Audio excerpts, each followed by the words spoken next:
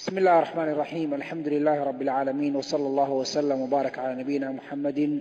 وعلى آله وصحبه وسلم أجمعين. halkan waxaan idinkugu soo gudbin doonaa rabbi hadduu qadaro barnaamijkeennii qisaska ahaa. waxaan barnaamijkanagi ku bilaabi doonaa qisadii dheereed. qisadan waxay dhex martay xajaaj bin yuusuf athaqafi oo aad garanaysaan amiir ka ahaa dhulka ciraaq dowladdii amawiyiinta xilligeeda, iyo wiil yar oo ka dhashay bani haashim. xajaaj waxaa abtiyaal u ahaa reer bani umaya oo mucaawiya uu ka dhashay. wiilkan yarna wuxuu isir ahaan ka soo jeeday reer bani haashim oo cali bin abi aalib uu ka dhashay, dagaalna uu ka dhexeeyey labada qolo. qisadu waxa ay ku bilaabanaysaa xajaaj bin yuusuf athaqafi. xajaaj bin yuusuf athaqafi ayaa maalin maalmaha ka mid ah waxa uu aaday inuu soo ugaarsado. waxaa u baxay ugaarsi. xajaaj bin yuusuf athaqafi waxaan nidhi waxa uu baxay ugaarsi si uu u soo ugaarsado ugaar. ninkii xajaaj ahaa markii uu bannaankii magaaladii ka tegey buu wuxuu arkay wiil yar oo gacanta ku haya 9 ey xarga ay ku xiran yihiin. 9 ey xarga ay ku xiran yihiin ayuu gacanta ku hayay wiilkii yaraa. xajaaj wuxuu soo dul istaagay wiilkii yaraa 10 jirka ahaa eeyaha xargahooda gacanta ku hayay buu soo dul istaagay. su'aal buu weydiiyey, wuxuu ku yidhi, wiil yahow maxaad samaynaysaa? wiilkii yaraa intuu kor u eegay buu wuxuu yidhi, waxaad ii sidaa war aanan ku farxin. waxaad igu eegtay indha dadka lagu liido. waxaad igula hadashay hadal isla weyni ku jirto. hadalkaagu ruux isla weyn ayuu u eg yahay, caqligaagana caqli dameer ayuu u eg yahay. xajaaj wuxuu yidhi, ima garanaysid miya? wiilkii yaraa wuxuu yidhi, wejigaaga madowgiisa ayaan kugu gartay markaad hadal igu bilowday adigoon i salaamin. xajaaj wuxuu yidhi, war hooge, soo ma ogid inaan xajaaj ahay? wiilkii yaraa wuxuu yidhi, ilaahay gurigaaga ma soo dhoweeyo, martidaadana ilaahay kuuma sooro. hadal badnidaa oo karaamo darnidaa. xajaaj hadalkii intuusan dhammayn, wiilkii yaraa uu kortaagnaa isagoo dultaaganoo hadalkiina uu dhex socdo unbaa askartii waardiyeynaysa xajaaj bin yuusuf athaqafi soo kala carartay. waxay yidhaahdeen, taliye, hadal waan ku maqlaynaaye, na amar waan samaynaynaaye. xajaaj wuxuu yidhi, wiilkan yar ii qaada. hadalkiisii aad buu ii xanuunjiyey. ii kaxeeya qasrigayga meel ka mida iigu xidha. wiilkii yaraa bay kaxeeyeen, qasrigii bay meel ka mida ku xidheen. xajaaj wuxuu iska soo dhammaystay ugaarsigii. waxa uu ku soo laabtay qasrigiisii. markii uu kursigii fadhiistay buu wuxuu ku yidhi, ii soo saara wiilkii yaraa. wiilkii baa waxaa la keenay qasrigii xajaaj uu ka talinayey ee ay fadhiyeen wasiiradii iyo ciidamadii kuwii ugu sarsareeyey. wiilkii yaraa markuu meeshii soo istaagay wuxuu yidhi, assalaamu calaykum. salaantii wax ka celiya ayuu waayey oo ka radiya. markaasuu dhinacyaha intuu eegay buu wuxuu ku jawaabay hadalladan soo socda: أتبنون بكل ريع آية تعبثون وتتخذون مصانع لعلكم تخلدون وإذا بطشتم جبارين. 3 aayadood buu ku dul akhriyey. wuxuu yidhi, meel walba waxaad ka dhisaysaan calaamad oo guriga xajaaj uu deggan yahay quruxdiisii iyo sida uu muraayadaha u yahay ayuu la yaabay. markaasuu wuxuu yidhi, watattakhiduuna masaanica, warshada ayaad dhisanaysaan lacallakum takhluduun, sida inaad adduunka ku waaraysaan. waidaa badashtum, haddaad ruux qabataan aad rabtaan inaad xukuntaanna, badashtum jabbaariin, dad madax adag oo xadgudbay idinkoo ah ayaad dadku qabanaysaan. xajaaj sidaa ayuu kursi ugu jiifa, gadaalgadaal wuu soo fadhiistay. dadkii meesha joogay ilmo dhowr ahoo ka mid ah ayaa wiilkii yaraa waxay ku yidhaahdeen, wax adaba ma lihid. amiirka markaad u soo gelaysay salaan u qalanta ma aadan salaamin. سوما أجد إناد أميرك عراق قرقي سكجرتو ما تسفي عن أسلانتد ويلكي يراوحو يري وحاتهين دقادة دميركا إن أن سلانتا نوعاسي كسلامو حجاج وحايدي دي وأن داري بو يري ودمير بإسو مريان جرنجروين ديرنا وإسو سارين مركان قرقا قصرقا سوقليي سلانتا آدوني سان قروح ذا بضان إن أن كسلام حجاجنا وحان كسلام يا أمير المؤمنين يا أصحاب تيسا أمير المؤمنين يا أصحاب تيسا أيان كسلام يا ووحو أولجيدا علي بن أبي طالب يا أصحاب تيسي أي أولجيدي حجاج وحو يري ويل كيبو السؤال ويدي وحو يري ما أنت وحاتمد بو يري ويل يهو أجشادي جيريدا دي باسو دواتي رجدي نلشي الدنيا دا آد كلها إناد سين ولا تويل دائر بعد تهينا ويبعضي ويل كيرا وحو يري حجاجو أجشيدا هدي قعنتا هذا كجرتو هذا الكاغا إمدي بيو وحير إي وحبدا وحد يقول هذا مدي بسنيو ويلاشي ماشي فدي قاركود با waxay yiraahdeen jahligaaga iyo daradaada waxay ka gaartay khabiis iyo xunka ah amiirul muuminiin ina sida ula hadasho sida caruurta facaaga aad ula hadlayso miya adab marihid bay dhaheen fiiri qofka aad la hadlayso si adab iyo usluubna ugu jawaab ixtiraamna u samee waa amiirka Ciraaq iyo Shaam wiilkii yaraa wuxuu yiri ما مقل ميا بوري إلهي سبحانه وتعالى هذا الكيسي ما إذا مقل ميا سو إلهي مدهن يوم تأتي كل نفس تجادل عن نفسها وتوفى كل نفس ما عملت وهم لا يظلمون نفو البقية السدودة يسسو الله مدهن أنيقا السدودة يدافع حجاج با marka wiilkii hadal ku bilaabay oo wuxuu ku yiri hadalkii hadda aad lahayd yaad ula jeeday salaanti gaarka ahayd oo hebel baan salaamaya yaad ula jeeday wuxuu ku yiri waxaan ula jeeday amiirul muuminiin baan ula jeedo Ali bin Abi Talib baan ka waday Ali bin Abi Talib iyo asxaabtiisii baan ka waday adigana wuxuu yiri xajaajow hadii lagu dhihi lahaa salaanta noocaasi qof salaam yaad salaami lahayd xajaaj bin Yusuf al-Thaqafi wuxuu yiri عبد الملك ابن مروان بان سلامي لها أو عبد الملك مركواسي وارهر بني أمية وانا بقر كمركا ترينيو حجاج وكأمر قاتو ويلكي يراوحو مع عبد الملك فاجر كأه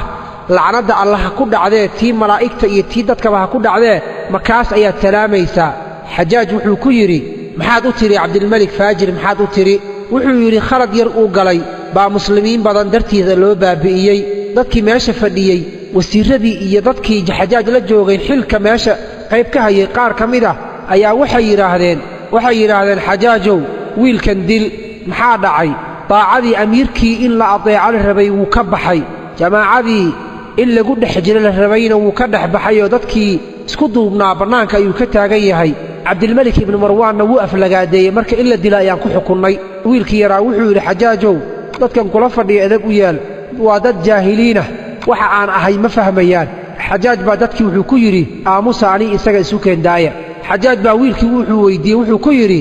ma garanaysaa walaalkay xajaaj waxa walaal la ahaa nin sidiisa kale u dhib badan oo Yaman mas'uul ka ah marka wuxuu yiri ma garanaysaa walaalkay wiilkii yaraa wuxuu yiri haa walaalka waa fircoon markuu nabi Muuse u yimid iyo Haaruun wada socdo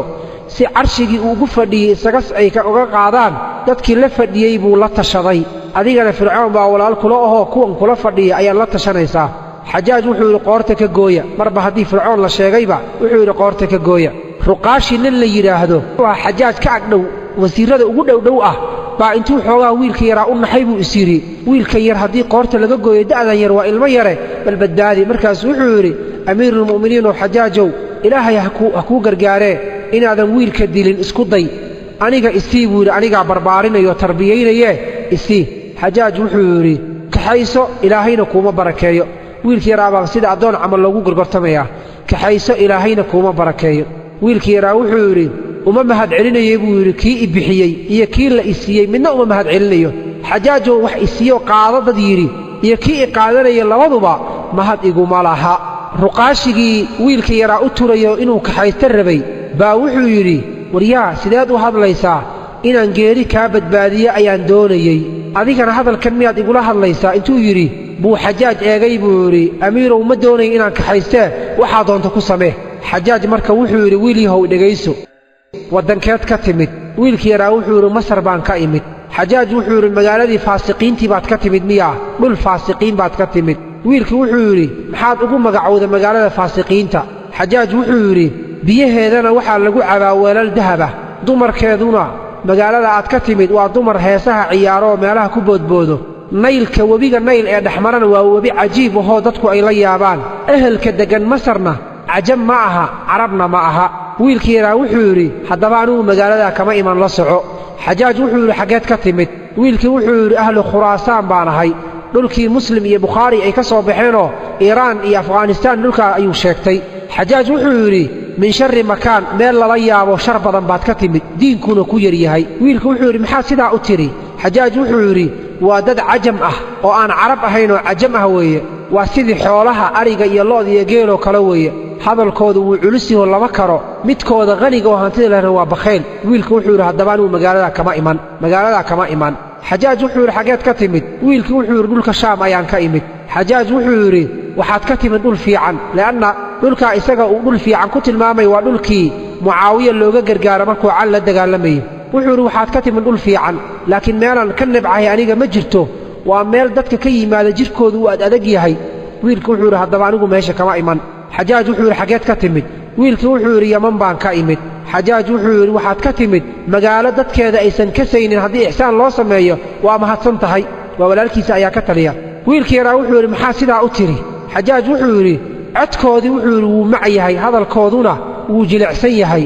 midkooda caqliga badanna wuxuu isticmaalaa miyuusiga iyo heesaha kan jaahilkana khamriga ayuu cabbaa wiilkii yaraa wuxuu yidhi aniga ka mid ma ahi haddaba kuwaa xagga kama dhalan xajaaj wuxuu yidhi xaggeed ka timid wiilku wuxuu yidhi reer maka ayaan ahay xajaaj wuxuu yidhi waxaad ka timid kuwa shar badan oo jaahiliin ah caqligoodu yar yahay dhul ay ku nool yihiin baad ka timid wiilkii yaraa wuxuu yidhi maxaad sidaa u tidhi xajaaj wuxuu yidhi waa qolo ilaahay uu nebi wanaagsan ka soo dhex saaray nebigii bay beeniyeen wayna eryeen qolo ayaa ilaahay ku badbaadiyey oo ilaahay uu ku soo dhoweeyey nebiga isaga ah jeclaaday karaameeyey wiilkii yaraa wuxuu yidhi haddaba anigu meesha kama iman xajaaj wuxuu yidhi jawaabahaagu way igu bateen qalbigayga wuxuu ii sheegayaa inaan ku dilo wiil yahow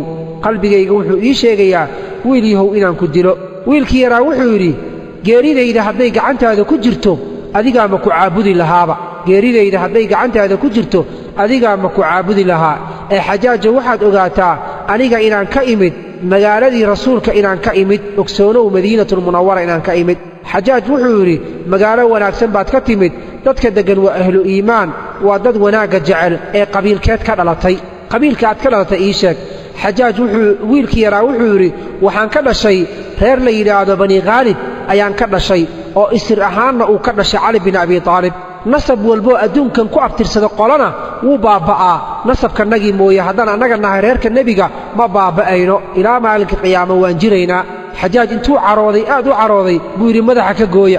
wiilkan madaxa ka gooya dadkii meesha fadhiyey baa waxay yidhaahdeen xajaajo waa wiil yara in la dila ma mudnee maad iska daysid xoogaha iyaguna caatifadan oo dhinacan rasuulka iyo familkiisi way qaaday xajaajna way ka baqayaan xajaaj wuxuu yidhi maya khasab waxaa ah in la dilo wiilkan xitaa hadduu samada ka dhawaaqo ruux dhawaaqaya uu yidhaahdo yaan la dilin oo wuxuu ula jeedaa malag xataa hadduu ilaahay soo diray yidhahdo wiilka yaan la dilin wiilka in la dilo waa qasab wiilkii yaraa wuxuu yidhi nebi ma tihide yaa samada kaaga dhawaaqayo xajaaj wuxuu yidhi oo inaan ku dilo hadda yaa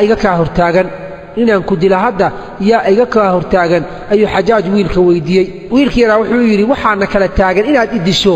ee ruuxa qalbiga iyo ruuxa kala dhexgala waa ilaahay buu ula jeedaa allaha kala dhexgala ruuxa iyo qalbigiisa ayaa aniga iyo adigana inaad i disho iga kaa celinayo xajaaj wuxuu yidhi ilaahayga aad sheegayso isaga ayaa igu kaalmaynaya aniga inaan ku dilo adiga wiilkii yaraa wuxuu yidhi maya ilaahay kuguma kaalmaynayee shayddaankaaga ayaa kugu kaalmaynaya inaan aniga idisho ee ilaahay baan ka magan galay adiga iyo shayddaankaagaba xajaaj wuxuu yidhi wiilyow waxaan ku arkaa jawaabtaadu inay fara badantaho aad iigu jawaabayso ee wuxuu yidhi waxaad ii sheegtaa ruuxa wuxuu alle ugu dhowaan kara ma ii sheegi kartaa wiilkii yaraa wuxuu yidhi haa ilaahay waxaa loogu dhowaadaa soomka iyo salaadda sakada iyo xajka ayaa ilaahay loogu dhowaadaa xajaaj wuxuu yidhi aniga ilaahay waxaan ugu dhowaanayaa dhiiggaaga sababtoo ah waxaad i tidhi waxaan ahay ilmihii xasan iyo xuseen faracoodii baan ahay soo ima aad dhihin haa inaan aniga ku dilo baan ilaahay ugu dhowaanayaa oo xasan iyo xuseen iyo faracaasi ayuu aad u nabcaa xajaaj bin yuusuf athaqafi wiilkii yaraa wuxuu yidhi isagoon cabsi iyo argagax midna ku jirin aniga waxaan ahay buu yidhi awlaaddii rasuulka ayaan ahay sala allahu calayhi wasalama ajashayda iyo geeridayda hadday gacantaada ku jirto shayddaankaagii ayaa yimid buu yidhi si uu aakhiradaada u fasahaadiyo ayuuna kugu yimid oo inuu aakhiro kaa fasahaadiyo ayuu doonayaa wiilkii yaraa baa ku jawaabay oo xajaaj baa wuxuu ku jawaabay wuxuu yidhi ma waxaad leedahay awlaaddii rasuulka ayaan ahay oo geerina waad necabta waad ka baqaysaa miya wiilkii wuxuu yidhi mayo ilaahay sooma dhihin walaa tulquu biaydiikum ila tahluka gacmihiinna halaagha isku gelinina ilaahay sooma dhihin xajaaj wuxuu yidhi yaa ku dhala wiil yahow ii sheeg wuxuu u raadinayaa hadallo inuu wiilka wax un ku daayo markaasuu wuxuu yidhi yaa ku dhala wiil yahow wiilkii yaraa wuxuu ku jawaabay hooyo iyo aabbo ayaa i dhalay hooyo iyo aabbo unbaa i dhalay xajaaj wuxuu ku yidhi xaggeed ka timid wiilkii yaraa wuxuu yidhi dhulkan ballaaran oo ilaahay abuuray meel ka mid ah ayaan ka imid xajaaj wuxuu yidhi waxaad ii sheegtaa wiil yahow carab yaa u karaamo badan carabta reerka ugu deeqsinimo badan ee waxbixinta badan yaa weeye wiilkii yaraa wuxuu yidhi banuu tayi qabiil la yidhaahdo ayaa carab ugu deeqsinimo badan xajaaj wuxuu yidhi maxay deeqsinnimadaa banuu tayi iyo karaamadaa ku gaareen wiilkii yaraa wuxuu yidhi waxaa ka dhashay xaatimul asam ninka la yidhaahdo ayaa ka dhashay xajaaj wuxuu yidhi carab yaa u sharaf badan haddaba qabaa'ilkii buu soo tirinayaa carab yaa u sharaf badan wiilkii yaraa wuxuu yidhi banuu mudar baa u sharaf badan qabiilka banuu mudar la yidhaahdo ayaa u sharaf badan xajaaj wuxuu yidhi maxay sharafta ku gaareen wiilkii yaraa wuxuu yidhi nebi moxamed sala allahu calayh wasalama ayaa ka dhashay qabiilkaa isaga ah xajaaj wuxuu yidhi carab yaa u geesinimo badan qabiilka carab ugu geesinimo badan ii sheeg wiilkii yaraa wuxuu yidhi banuu haashim baa u geesinimo badan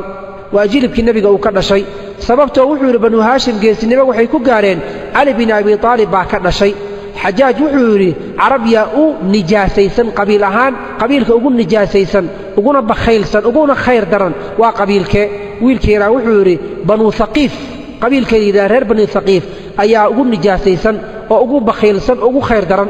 sababtoo ah adigan xajaaj ayaa ka dhashay buu yidhi xadiidka nebigana wuxuu noo tilmaamay reer banuu haqiif waxaa ka soo bixi doona namruud baa ka soo bixi doona iyo beenaalayaal beenaaluhuna musaylime ayuu ahaa oo nebinimo sheegtay nabruudkuna waa adiga ayuu yidhi oo dadka iska baabi'inaya xaqooda iyo dhiiggooda iska baabi'inayo xajaaj intuu caroodo aad u xanaaqay buu wuxuu yidhi madaxa ka gooya dadkii meesha fadhiyaa waxay yidhaahdeen wiilku wuu yaryahee iska daa xajaaj intuu caradii xoogaa isu yara dejiyey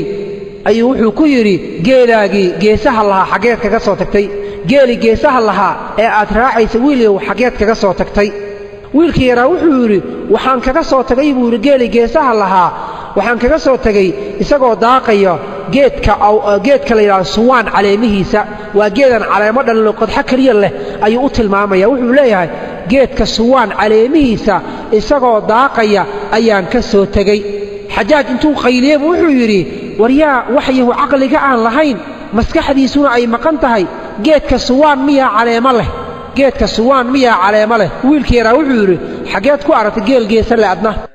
waa adiga i weydiinaya geelaaga geesaha lahaa xaggeed kaga soo tagtay geel geesa le xaggeed ku aragtay markaad geedka caleenta aan layn caleen u diidaysid xajaaj wuxuu yidhi wiil yahow qur-aanka ma xafiday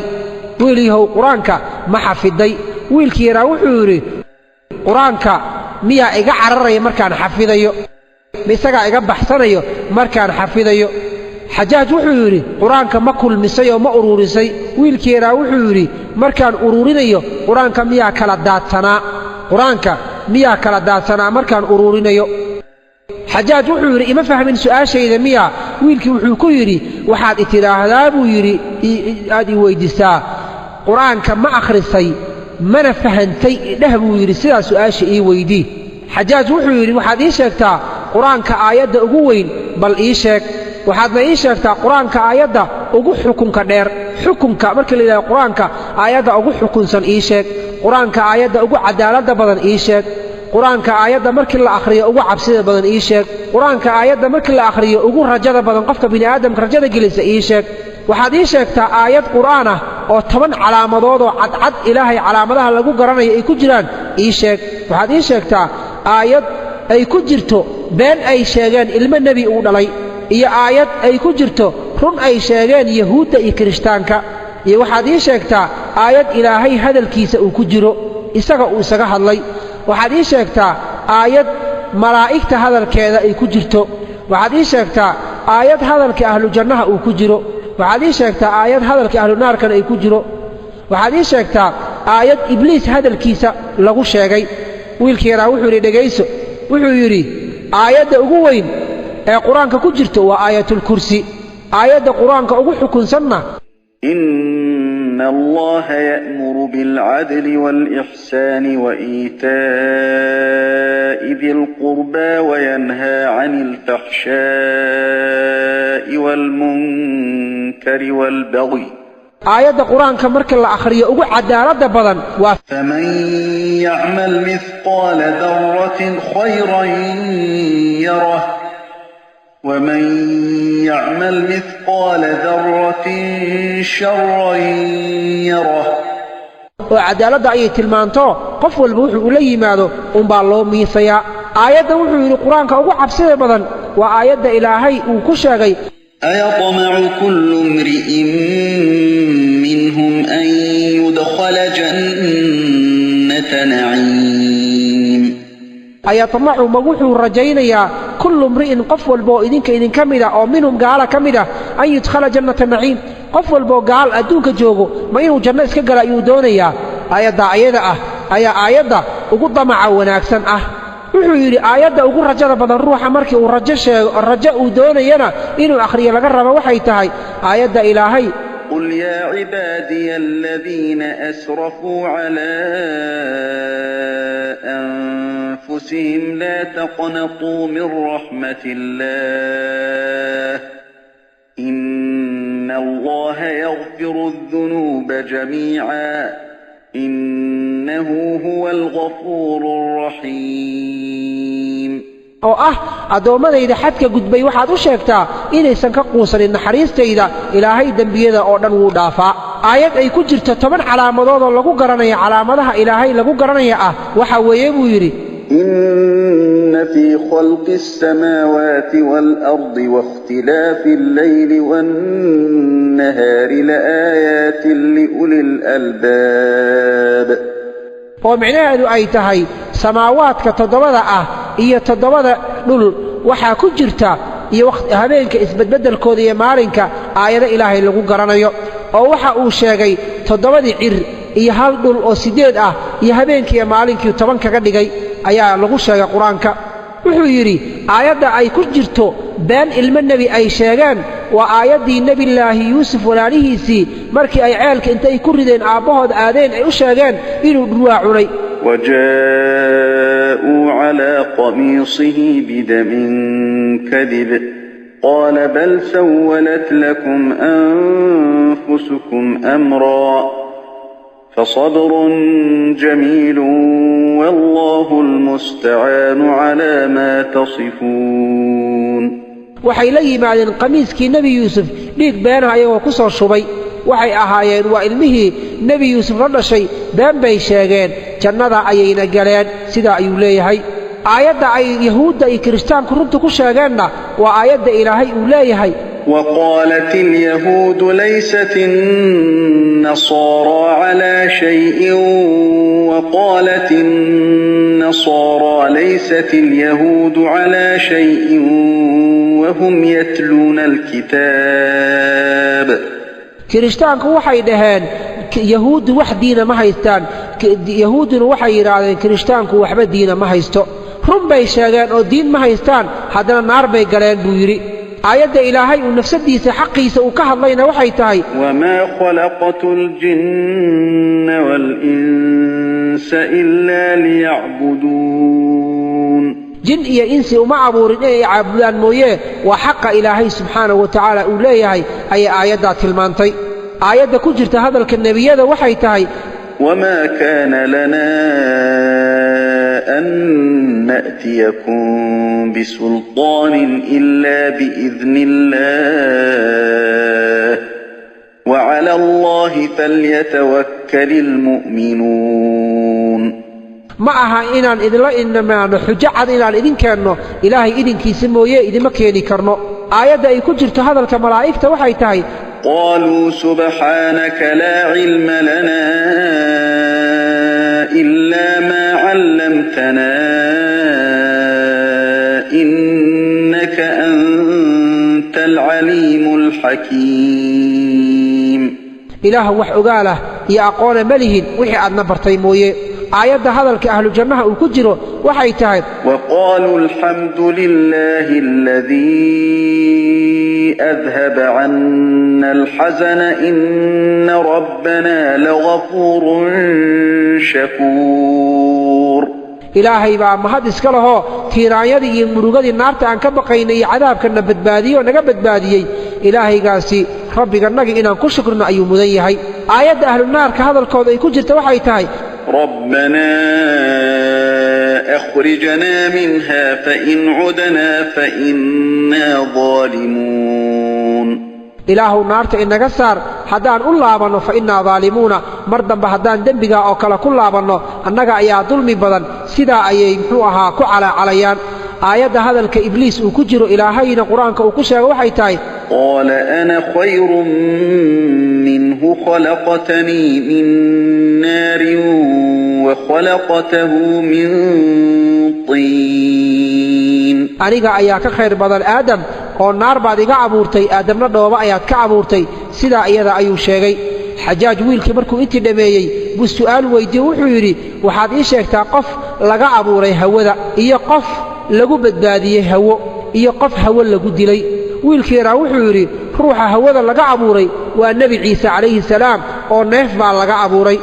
ruuxa hawada lagu badbaadiyeyna waa nebi sulaymaan oo dabayl iyo waxbaa u shaqayn jiro uu ku badbaadi jiray ruuxa hawada lagu dilayna qolada hawada lagu baabi'iyeyna waa qowmu caado waxaa lagu dilay iyaguna hawadii iyo dabayshii baa lagu halaagay xajaaj wuxuu yidhi waxaad ii sheegtaa ruux laga abuuray geed naf geed laga abuuray iyo ruux geed lagu dilay iyo ruux geed lagu badbaadiyey intuba ii sheeg wiilkii raa wuxuu yidhi waxaa geed laga sameeyo naf ahoo geed laga abuuray ushii nebi muuse calayhi salaam markii ay maska isu beddeshay ayadoo geed ka samaysan bay mas isu beddeshay haddana ruuxa geedka ilaahay uu ku badbaadiyeyna waa nebi nuuxoo markii dhulkii cirka biyaha ka yimaadeen dooni geed ka samaysan baa ilaahay ku badbaadiyey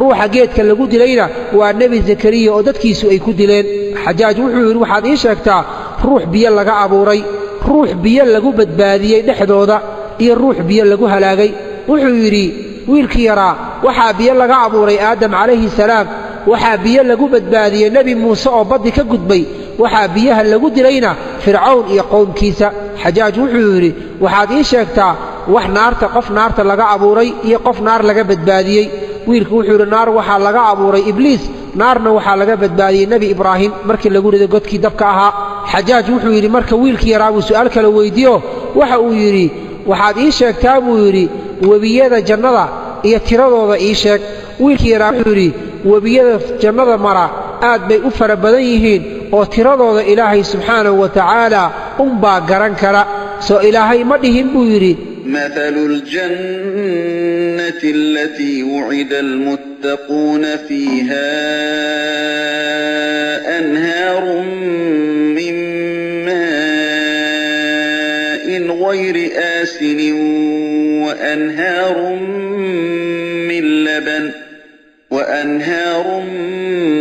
من لبن لم يتغير طعمه وأنهار من خمر لذة للشاربين وأنهار من عسل مصفى ilaahay sooma dhihin jannada waxaa ku jiro webiyaal biyo aan isbedelaynin webiyaal caana aan dhadhankoodu bedelmaynin iyo waxaa ku jiro webiyaal khamri oo qofka caba qolada cabta ay dhadhansanayso iyo webiyaal malab ahoo saafiyaal ah ayaa ku jira soo ilaahay subxaanahu wa tacaala ma uusan dhihin markaasuu wiilkii yaraa wuxuu yidhi dhammaantood buu yidhi webiyaasha aad arkayso hal meel bay ka soo wada burqadaan iyagoo caano iyo biyo iyo khamri iyo muxuu ahaa malab isla ah bay haddana hal meel ka soo burqadaan iskumana darsamaan buu yidhioo biyihii iyo caanihii baa istaabta lama dhahayo wuxuu yidhi mid la mid ah webiyaasha iyadu sidaa ahna kuwa la mid ah adduunyada ayaa laga helaa oo madaxa bini'aadamka ayaa laga helaa buu yidhi wiilkii yaraa wuxuu yidhi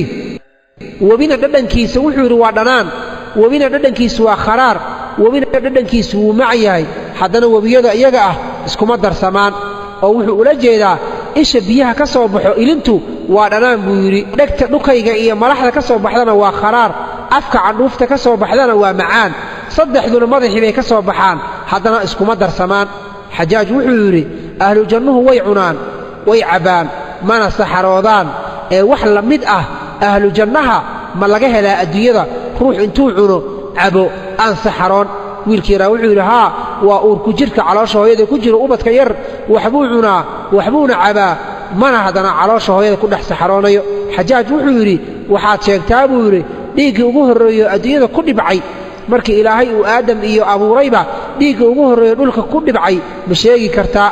markaas wiilkii wuxuu yidhi haa waa dhiiggii xaawo ka yimid xaydka ahaa caadadii kaa ayaa ugu horreeyey wax dhiig ah oo dhulka ku dhibca xajaaj wuxuu yidhi waxaad ii sheegtaa caqliga bal wax iiga sheeg iimaankana wax iiga sheeg caqliga wax iiga sheeg iimaankana wax iiga sheeg xishoodka wax iiga sheeg deeqsinnimada wax iiga sheeg geesinimada wax iiga sheeg karaamada iyo sharafka wax iiga sheeg shahwada iyo qooqana wax iiga sheeg buu yidhi waad garatay soomaan wiilkeedaa wuxuu yidhi haddaan wax kaaga sheego caqliga ilaahay 10 buu u qaybiyey 9 ragga ayuu siiyey halna dumarka ayuu siiyey iimaanka ilaahay 10 buu u qaybiyey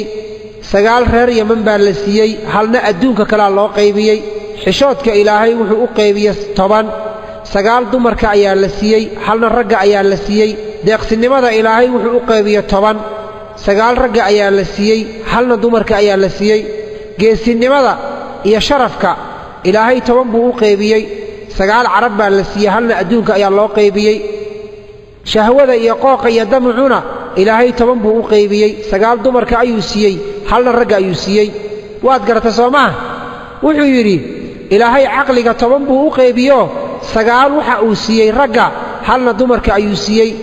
iimaanka ilaahay wuxuu u qaybiyey 10 9 reer yaman baa la siiyey halna adduunyada kale ayaa loo qaybiyey xishoodka ilaahay 10 buu u qaybiyey 9 dumarka ayuu siiyey halna ragga ayuu siiyey deeqsinimada ilaahay 10 buu u qaybiyey 9 waxa uu siiyey ragga halna dumarka ayuu siiyey geesinimada iyo sharafka ilaahay wuxuu u qaybiyey 10 carab 9 buu siiyey sharaf jaceelka iyo geesinimada carab 9 buu siiyey halna waxa uu siiyey adduunka inta ka soo hartay qooqa iyo waxdoonkuna damaca ilaahay 10 buu u qaybiyo 9na dumarka ayuu siiyey halna ragga ayuu siiyey xajaaj markaas wuxuu yidhi waxaad ii sheegtaa su'aal baan ku weydiinayaaye qofka muslimka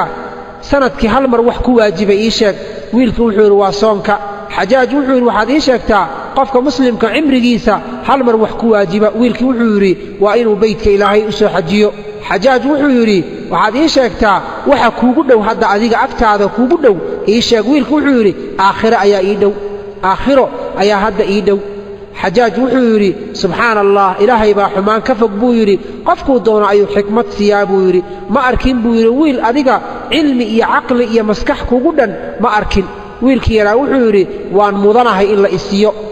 waan mudanahay inaan helo xajaaj wuxuu yidhi dadka yaa u xaqnimo badan inay khaliif noqdaan qofka inuu xukumo dad xukumo yaa u xaqnimo badanoo qofka inuu dadka hoggaamiyo wiilkii yaraa wuxuu yidhi kan dadka markay khaldamaan iska cafiyo wanaagna ugu beddela labada qofood ishaysatana cadaalad u sameeyo xajaaj wuxuu yidhi waxaad ii sheegtaa haweenka bal wax iiga sheeg haweenka bal wax iiga sheeg wiilkii yaraa wuxuu yidhi wiil yar baan ahoo 10 jir ah haweenna weli ma aanan guursan dumarna weli ma aanan shukaansan welina lama aanan seexanoo ma aanan jeclaan maxaad iga weyddiinaysaa balse haddii aad jeceshahay waxa dadka ay ku sheekaystaanoon meelaha ka maqmaqlay baan wax kaaga sheegayaa markaasuu wuxuu yidhi xajaajow haddaad hesho gabar 10 jir ah xuurulciin baad gacanta ku haysaa buu yidhi gabar 10 jir ah haddaad hayso xuurulciin ayaad gacanta ku haysaa iyosan kaa fakan waad garatay soomaan xuurulciin baad gacanta ku haysaa iyosan kaa fakan 20 jir haddaad heshana muraayad iyo wax dhaldhalaalaya qurux badanood fiiriso indhahaagu qabtaan waad haysataa 30 jir haddaad heshana jannatu naciim janno iyo barwaaqaad gacanta ku dhigtay 40 jir haddaad heshana cad iyo cadiin iyo baruur baad gacanta ku haysaa 50 jir haddaad heshana wiilal iyo gabar waad heshay 60 jir haddaad aragtana 60 jir maxaad iga weydiina oo faa'iidada kugu jirta maxay tahay buu yidhi dan miyaa kugu jirto 70 jir iyo 80 jirna waa cajuuso gabowday isaga fogow ka carar 90 jirna waa shaydaane ka tag 100 jirna waa asxaabuuljaxiime isaga carar xajaaj intuu qoslay qosol la dhacay buu wuxuu yidhi dumar teebaa u wanaagsan dumar teebaa u wanaagsan wiilkii yaraa wuxuu yidhi dumar waxaa u wanaagsan buu yidhi tan muuqaalkeeda iyo dhismaheeda jidhkeeda quruxdeeda ay ku qanciso carabkeedana uu fasiix yahoo aan lahayn carabgajo iyo shigshig midna aanan ku jirin marka ay ku soo qaabisho soo socoto horteeda aad aragtanu naaska ibtiisa u nuuxnuuxso dhagdhagdhag u dhaho markay sii jeesatana barida ay gadaal u sii ruxanto xajaaj wuxuu ku yidhi waxaad ii sheegtaa buu yidhi qofkii ugu horreeyey ee shicir tiriya adduunyada inta la joogay ii sheeg wiilkii yaraa wuxuu yidhi aadam calayhi salaam buu ahaa ruuxii ugu horreeyey ee shicir tiriyey wuxuuna tiriyey wiilkii qaabiil markii uu dilay walaalkii haabiil uu dilay ayuu nebi aadam isagoo baroor diiqanayo shicirkan tiriyey oo wuxuu yidhi bakat caynii ishaydii way ooysay waxuqa lahaa bukaahaa inay ooysana xaq bay u leedahay wadamcu lcayni isha ilinteeda munhamilun yasiixu way dareeraysaa wax dareeraya weeye famaa lii maxaa igu dhaco laa ajuudu aanan ugu deeqaynin wiilkayga bisakbi damcin ilin inaan u qulquliyo wahaabiilu wiilkii haabiil ahaana tadammanahu dariixu dhulka hoostiisa iga maray ramaa qaabiilu qaabiil waxa uu riday uu ku tuuray dhagax ah haabiilan akhaahu walaalkiisii haabiil ahaa ayuu dhagax ku dilay waalxaddu fi hara alwajhu asabiixu wuxuu yidhi xadkuna sida muuqato wejhigii ifayey wuu aasmay tagayarat ilbilaadu ifkoo dhan wuu isbeddelay tagayarat ilbilaadu ifkoo dhan iyo adduunkoo dhan wuu isbeddelay waman calayhaa iyo wixii ku dul nool fa wajhu اlardi dhulka dushiisa muqbarun kashiixun waa ku isbeddelayoo midabkiisa doorsoomay tabaddala kullu dii طacmin wa lownin mid walboo dhadhan lahaa midab lahaa wuu isbeddelay lifaqdika weynta aan ku waayey yaa sabiixu yaa maliixu kii wanaagsanaa aan jeclaayow ayaa haabiilu haabiilow in taqtul haddaad dishay walaalkaa in tuqtal dheh haabiilow haddii lagu dilay fa innii calayka addahru mukta'ibun qariixu inta aan noolahay waan kuu tiiraanyoonayaa oo adiga ayaan kuu walwalayaa sidaa ayuu nebi aadam ku calaacalay fa anta xayaatu man fi اlardi jamiican inta dunida ku nool noloshooda waa adiga waqad faqaduuka yaa ruuxu wariixu kii carfayoo wanaagsanaayo way ku waayeen wa anta rajiixu qadrin yaa fasiixu waxaa tahay ruux la waayey oo loo baahnaa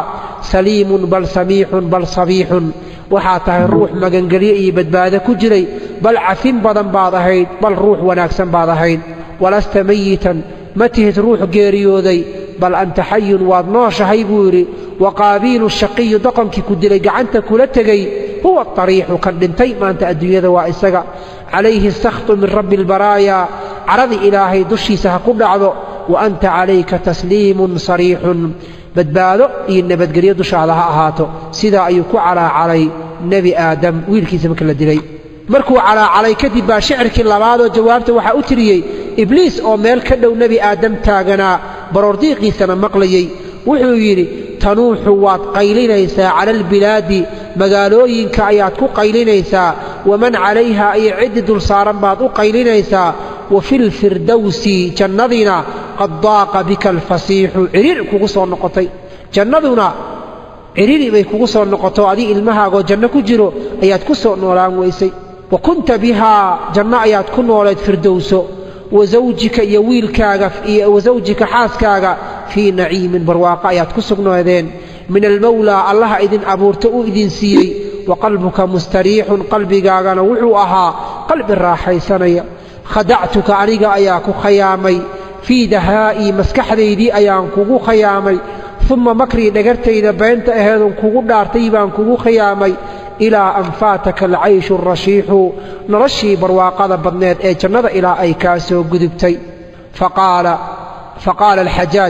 xajaaj wuxuu yidhi marka ii sheeg buu yidhi wiil yahow carab shicir ay tirisay midka ugu qiimaha badan ii sheeg wiilkii yaraa wuxuu yidhi shicirkii uu tiriyey xaatimu taa'i ayuu ahaa markii uu yidhi wa ukrimu dayfa waxaan karaamaynayaa martida xatman qasab iyo dirqin anigoo ay igu tahay xiina yatruqunii markuu ii soo garaaca albaabka qabla alciyaali intaanan carruurtayda siinin waxa ay u baahan yihiin calaa cusrin haddii faqri uu yahayo wa iisaarin iyo haddaan dhaqaalo haystaa intuba ilmahayga waxaan ka hormarinayaa martida albaabka ii soo garaacdo ninkii yidhi shicirkii uu tiriyey ayaa ugu qiimo badan shicir la tiriyo xajaaj wuxuu yidhi wiil yahow waad mahadsan tahay waadna wanaajisay cilmigaagii faraha badnaana waad nagu deeqday ee waxaa qasab ah annaguna inaan ku karaamayno waxaan ku siinayaa buu yidhi 1,000 diinaar waxaan ku siinayaa dhar qurxoon waxaan ku siinayaa gabar waxaan ku siinayaa seef waxaan ku siinayaa faras xajaaj markaasuu si hoose intuu isula hadlay wuxuu yidhi wiilkan hadduu qaato faraska waan dilayaa maya hadduu faraska qaato wuu iga badbaaday inta kale laakiin hadduu qaato waan dilayaa sidaa ayuu xajaaj isu yidhi wiilkii buu arrintii u sheegay arrintii baa la keenay waxaa la keenay lacagtii 1,000 diinaar ahayd iyo maradii qurxooneyd iyo gabadhii iyo seeftii iyo faraskii baa la keenay markaasuu xajaaj wuxuu yidhi wiil yahow waxaa doonta ka dooqo wiilkii intuu islahaa keed qaadataa baa gabadhii addoontii ahaydoo wiilka la siinayo ku jirta wixii la qaybinayey baa intay wiilka u iljibisay bay waxay ku tidhi aniga i qaado waxaan odhan anaa kaaga fiican lacag maxay kuu taraysaa faras muxuu kuu tarayaa seef maxay tartaa mara qurxoon maxay sheegtaa aniga ayaa kaaga fiican aniga i qaado intay wiilka u yara iljibisay markaasuu wiilkii wuxuu yidhi dan kaamalihi buu yidhi dan kaamalihi markaasuu shicir yar u tiri wuxuu yidhi lijaankan iyo madaxan guduudan ee ruxmayo faraskii buu ula jeedaa ayaan ka jeclahay waxa aad iigu iljibinayso inaan adiga ku qaato ah waxaan ka baqayaa buu yidhi haddaan firaashkii gogasha ku duldhacoon xanuunsado cilladii iyo jiradaydana ay dheeraato inaadan ila sii joogin waxaan ka baqayaa haddaan meel haadaan ka dhacno zamankuna uu i beddelo inaadan ii gargaarin jiis iyo wax haddaan noqdo inaadan ii gargaarin waxaan ka baqayaa haddaad lacagta yaroon haystood iga weyso in aad dadka lacagta lahoo cadowgayga ah iga raacdo gabadhii baa u jawaabtay waxay tidhi ilaahay baa xumaan ka fog bay tidhi waxaad i tidhaahdaa ayaan samaynayaa haddaad gacantayda bidixda goyso midigtaydana aad goyso sirta ninkayga qalbigayga ayaan ku qarinayaa waxaan ku qancayaa wixii yar uu ii keeno iyo wixii badanba haddaad ila noolaato dabcigayga waad garan doontaa waxaad ogaan doontaa ruux lala noolaada kan ugu khayr badan inaan aniga ahay ayaad ogaan doontaa waa garsooma xajaaj wuxuu yidhi marka gabadhii buu arko gabay tirinayso wiilka u iljibinayso hoogto ma xeshootid miyaa wiilka intaad u iljibisay baad weli shicir ugu jawaabaysaa miyaa wiilkii yaraabaa marka intuu hadlay wuxuu yidhi xajaajow waxaad ii keentay buu yidhi faras 1,000 diinaar mara qurxoon gabar seef haddaad khiyaar isiisood itiraahda keed qaadan lahayd faraskaan qaadanayaa buu yidhi aniga haddaad khiyaar isiiso faraska ayaan qaadanayaa waa faraskii la yidhi hadduu qaato wuu ku badbaadayaa faraska ayaan qaadanayaa ayuu yidhi haddaad khiyaar isiiso adiga laakiin haddaad xalaal tahay oo dhiig xalaal iyo dhacaan xalaala aad ka dhalatay kulli baad isiinaysaa xajaaj wuxuu yidhi qaado ilaahay kuuma barakeeye qaado kulligooda ilaahay kuuma barakeeye wiilkii yaraa wuxuu yidhi waan kaa gadoomay buu yidhi adigana ilaahay wax ka dambeeya intaad isiisay kuma siiyo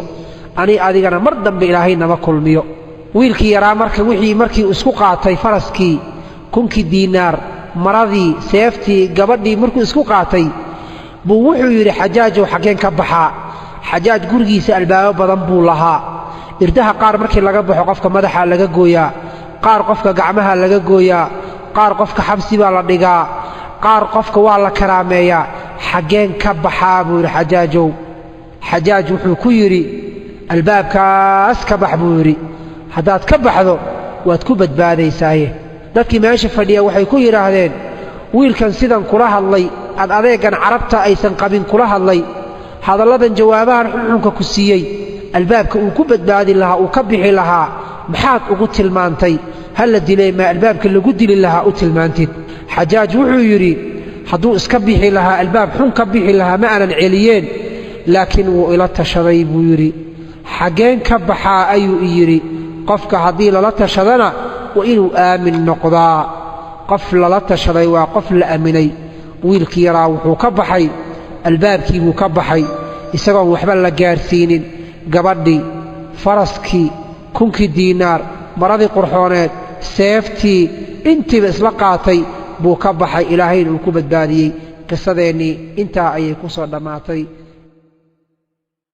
buu u qeybiyo 9 dumarka ayuu siiyey 1 ragga ayuu siiyey xajaaj markaas wuxuu yidhi waxaad ii sheegtaa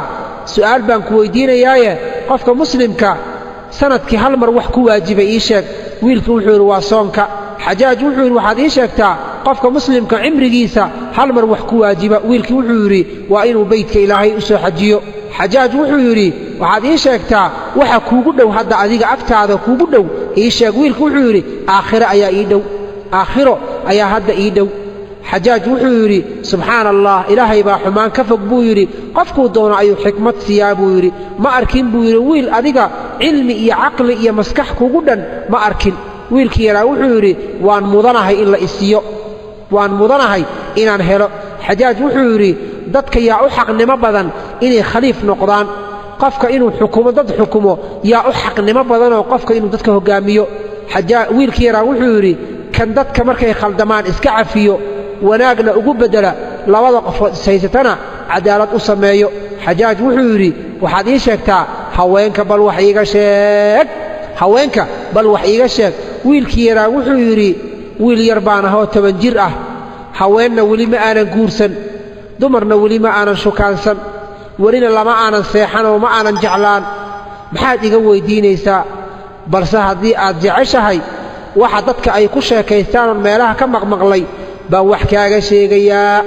markaasuu wuxuu yidhi xajaajow haddaad hesho gabar 10 jir ah xuurulciin baad gacanta ku haysaa buu yidhi gabar 10 jir haddaad hayso xuurulciin ayaad gacanta ku haysaa iyosan kaa fakan waad garata soomaan xuurulciin baad gacanta ku haysaa iyosan kaa fakan 20 jir haddaad heshana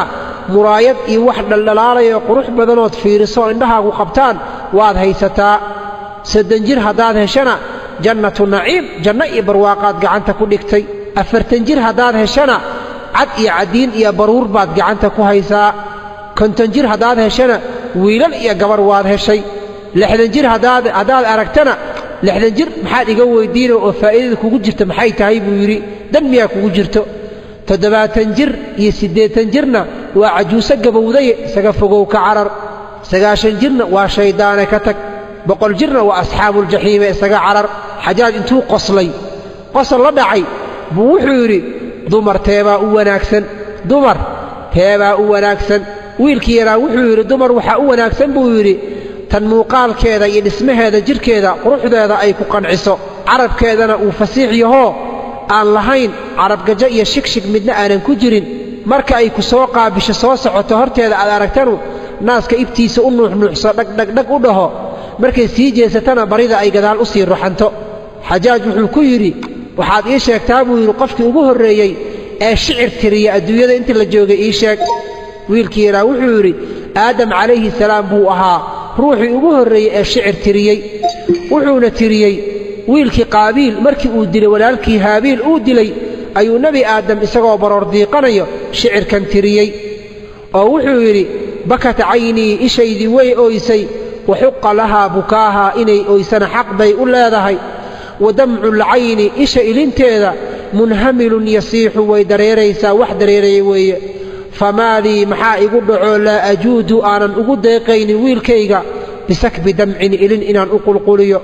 wahaabiilu wiilkii haabiil ahaana tadammanahu dariixu dhulka hoostiisa iga maray ramaa qaabiilu qaabiil waxa uu riday uu ku tuuray dhagax ah haabiilan akhaahu walaalkiisii haabiil ahaa ayuu dhagax ku dilay waalxaddu fi hara alwajhu asabiixu wuxuu yidhi xadkuna sida muuqato wejhigii ifayey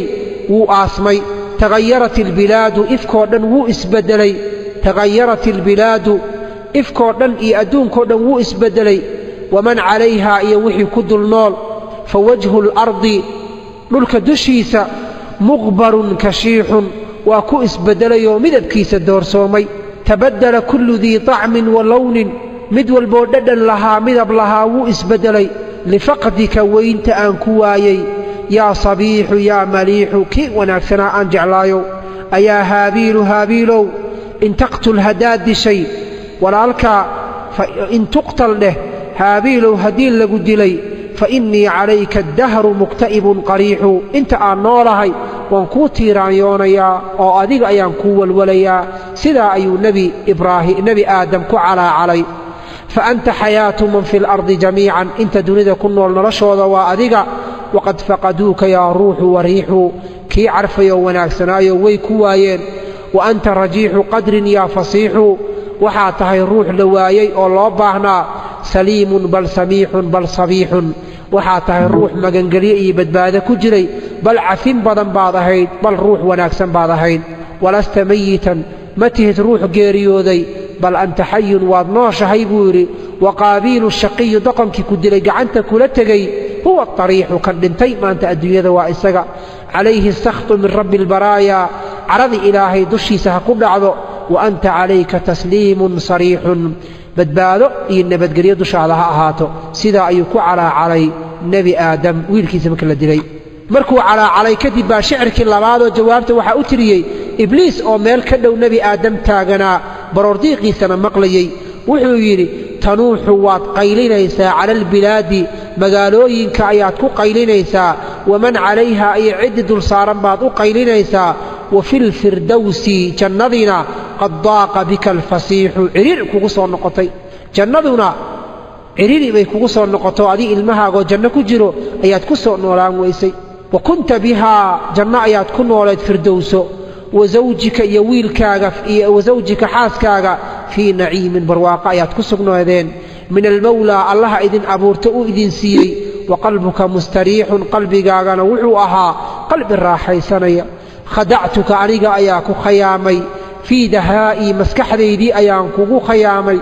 ثم مكري نقرتينا بينت أهدن كوغو دارتيبان كوغو خيامي إلى أن فاتك العيش الرشيح نرشي برواقة بدنيت أي جنة إلى أي كاسو قدبتي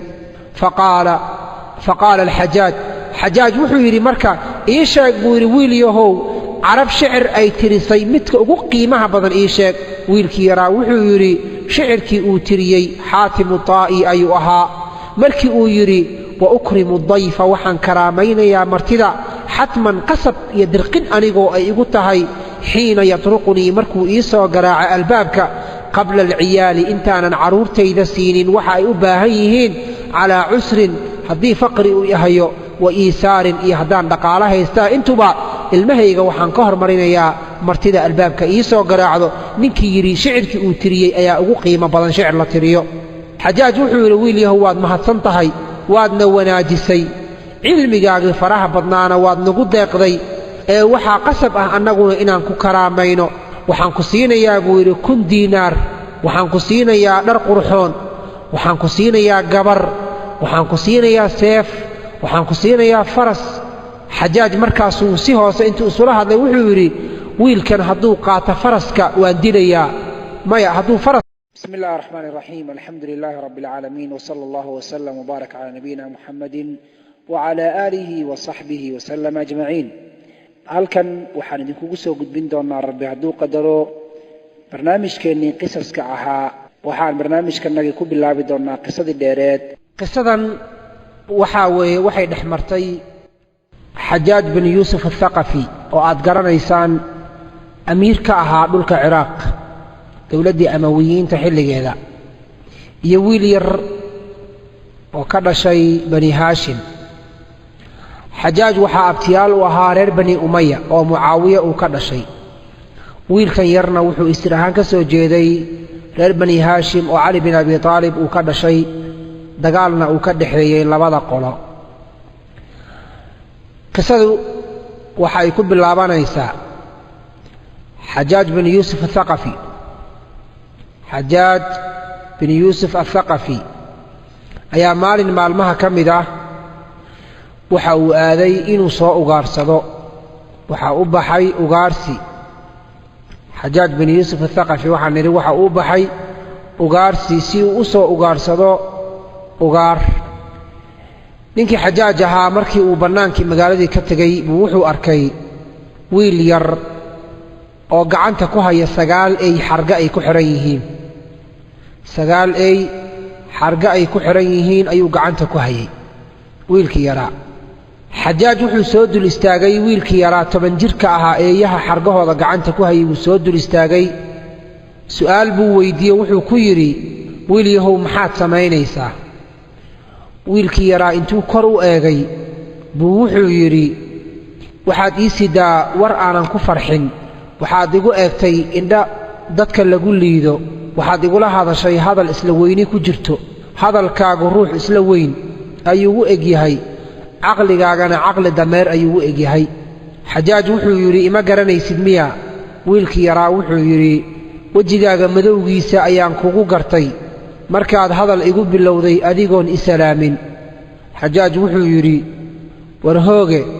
soo ma ogid inaan xajaaj ahay wiilkii yaraa wuxuu yidhi ilaahay gurigaaga ma soo dhoweeyo martidaadana ilaahay kuuma sooro hadal badnidaa oo karaamo darnidaa xajaaj hadalkii intuusan dhammayn wiilkii yaraa uu kortaagnaa isagoo dultaaganoo hadalkiina uu dhex socdo unbaa askartii waardiyeynaysa xajaaj binu yuusuf athaqafi soo kala carartay waxay yidhaahdeen taliye hadal waan ku maqlaynaaye na amar waan samaynaynaaye xajaaj wuxuu yidhi wiilkan yar ii qaada hadalkiisii aad buu ii xanuunjiyey ii kaxeeya qasrigayga meel ka mida iigu xidha wiilkii yaraa bay kaxeeyeen qasrigii bay meel ka mida ku xidheen xajaaj wuxuu iska soo dhammaystay ugaarsigii waxa uu ku soo laabtay qasrigiisii markii uu kursigii fadhiistay buu wuxuu ku yidhi ii soo saara wiilkii yaraa wiilkii baa waxaa la keenay qasrigii xajaaj uu ka talinayey ee ay fadhiyeen wasiiradii iyo ciidamadii kuwii ugu sarsareeyey wiilkii yaraa markuu meeshii soo istaagay wuxuu yidhi assalaamu calaykum salaantii wax ka celiya ayuu waayey oo ka radiya markaasuu dhinacyaha intuu eegay buu wuxuu ku jawaabay hadalladan soo socda أتبنون بكل ريع آية تعبثون وتتخذون مصانع لعلكم تخلدون وإذا بطشتم جبارين saddexdaa aayadood buu ku dul akhriyey wuxuu yidhi meel walba waxaad ka dhisaysaan calaamad oo guriga xajaaj uu deggan yahay quruxdiisii iyo sida uu muraayadaha u yahay ayuu la yaabay markaasuu wuxuu yidhi watattakhiduuna masaanica warshada ayaad dhisanaysaan lacallakum takhluduun sida inaad adduunka ku waaraysaan wa idaa badashtum haddaad ruux qabataan aad rabtaan inaad xukuntaanna badashtum jabbaariin dad madax adag oo xadgudbay idinkoo ah ayaad dadku qabanaysaan xajaaj sidaa ayuu kursi ugu jiifa gadaalgadaal wuu soo fadhiistay dadkii meesha joogay ilmo dhowrahoo ka mid ah ayaa wiilkii yaraa waxay ku yidhaahdeen wax adaba ma lihid amiirka markaad u soo gelaysay salaan u qalanta ma aadan salaamin soo ma ogid inaad amiirka ciraaq gurigiisa ku jirto maad si fiican u salaantid wiilkii yaraa wuxuu yidhi waxaad tihiin digada dameerka in aan salaanta noocaasi ku salaamo xajaaj waxaa ii diiday waan daalay buu yidhi waddo dheer bay isoo mariyeen jaranjarooyin dheerna way isoo saareen markaan gurigan qasrigan soo gelayey salaanta aad doonaysaan quruxda badan inaan ku salaamo xajaajna waxaan ku salaamayaa amiiruulmu'miniin iyo asxaabtiisa ayaan ku salaamayaa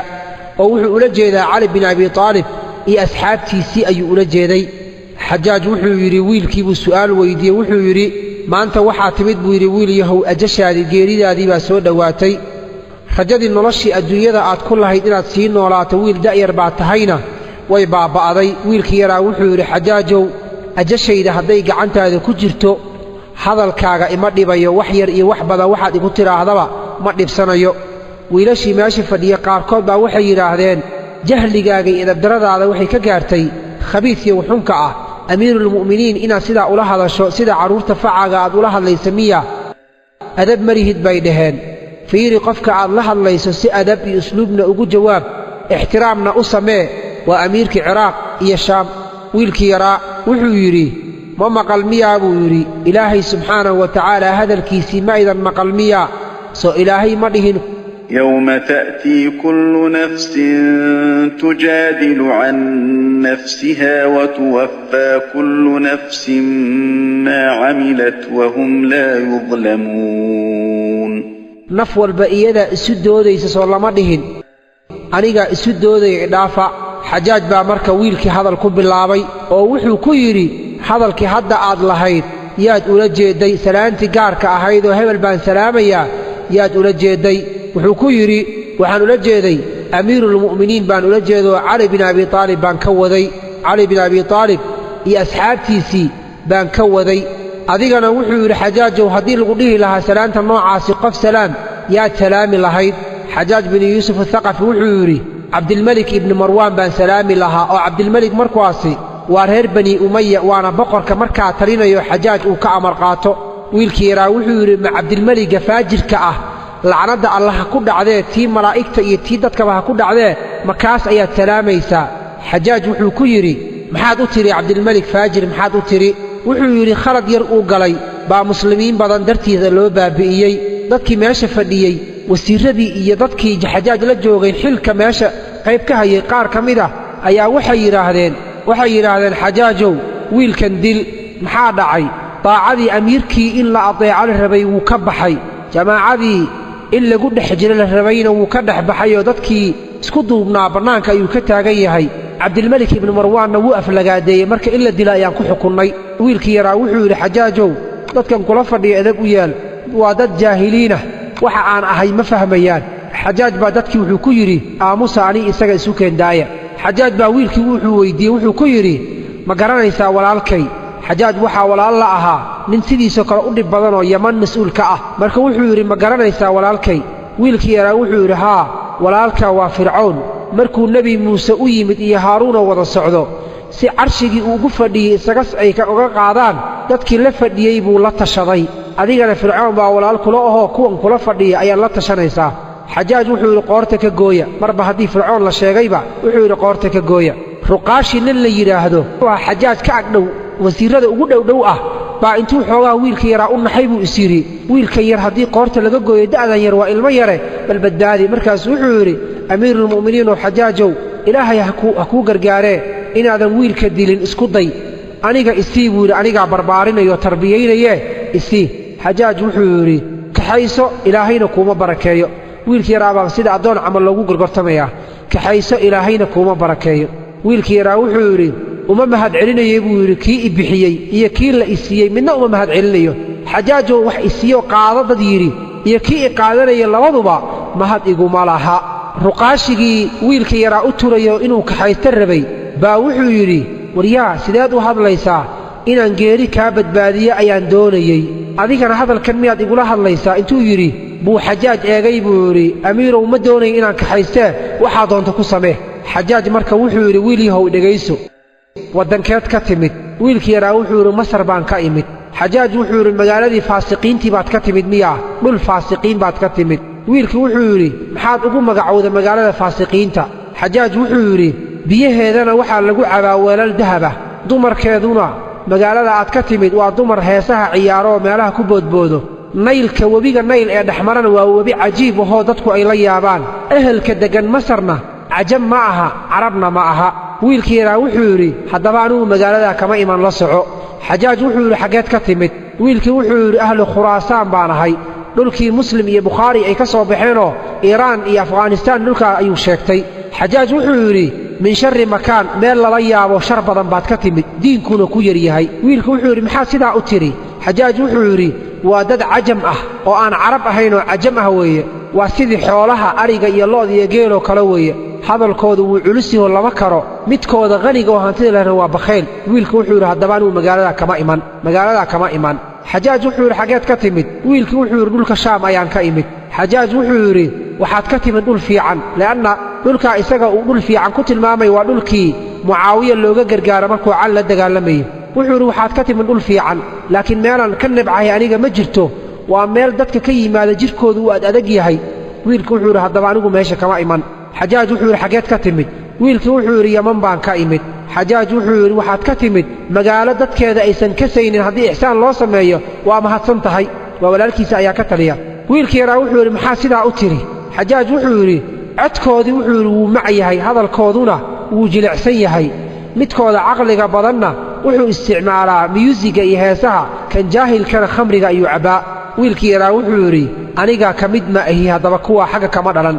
xajaaj wuxuu yidhi xaggeed ka timid wiilku wuxuu yidhi reer maka ayaan ahay xajaaj wuxuu yidhi waxaad ka timid kuwa shar badan oo jaahiliin ah caqligoodu yar yahay dhul ay ku nool yihiin baad ka timid wiilkii yaraa wuxuu yidhi maxaad sidaa u tidhi xajaaj wuxuu yidhi waa qolo ilaahay uu nebi wanaagsan ka soo dhex saaray nebigii bay beeniyeen wayna eryeen qolo ayaa ilaahay ku badbaadiyey oo ilaahay uu ku soo dhoweeyey nebiga isaga ah jeclaaday karaameeyey wiilkii yaraa wuxuu yidhi haddaba anigu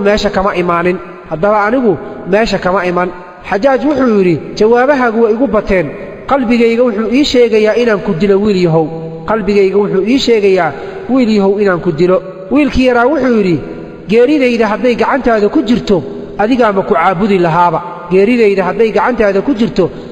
ma ku caabudi lahaa ee xajaajo waxaad ogaataa aniga inaan ka imid magaaladii rasuulka inaan ka imid ogsoonow madiinatulmunawara inaan ka imid xajaaj wuxuu yidhi magaalo wanaagsan baad ka timid dadka deggan waa ahlu iimaan waa dad wanaagga jecel ee qabiilkeed ka dhalatay qabiilka aad ka dhalatay ii sheeg xajaaj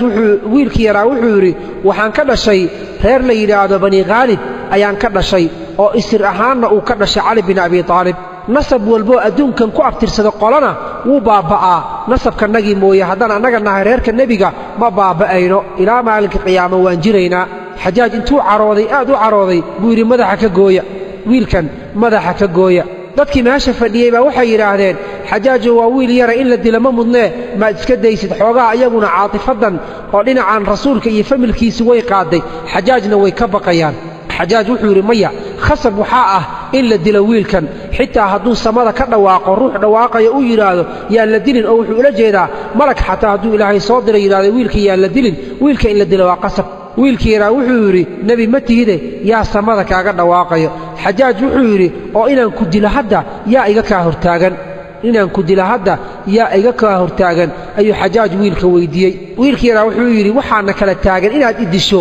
ee ruuxa qalbiga iyo ruuxa kala dhexgala waa ilaahay buu ula jeedaa allaha kala dhexgala ruuxa iyo qalbigiisa ayaa aniga iyo adigana inaad idisho iga kaa celinayo xajaaj wuxuu yidhi ilaahayga aad sheegayso isaga ayaa igu kaalmaynaya aniga inaan ku dilo adiga wiilkii yaraa wuxuu yidhi maya ilaahay kuguma kaalmaynayee shayddaankaaga ayaa kugu kaalmaynaya inaan adiga idisho ee ilaahay baan ka magan galay adiga iyo shayddaankaagaba xajaaj wuxuu yidhi wiilyow waxaan ku arkaa jawaabtaadu inay fara badan taho aad iigu jawaabayso ee wuxuu yidhi waxaad ii sheegtaa ruuxa wuxuu alle ugu dhowaan kara ma ii sheegi kartaa wiilkii yaraa wuxuu yidhi haa ilaahay waxaa loogu dhowaadaa soonka iyo salaadda sakada iyo xajka ayaa ilaahay loogu dhowaadaa xajaaj wuxuu yidhi aniga ilaahay waxaan ugu dhowaanayaa dhiiggaaga sababtoo ah waxaad i tidhi waxaan ahay ilmihii xasan iyo xuseen faracoodii baan ahay soo ima aad dhihin haa inaan aniga ku dilo baan ilaahay ugu dhowaanayaa oo xasan iyo xuseen iyo faracaasi ayuu aad u nabcaa xajaaj bin yuusuf athaqafi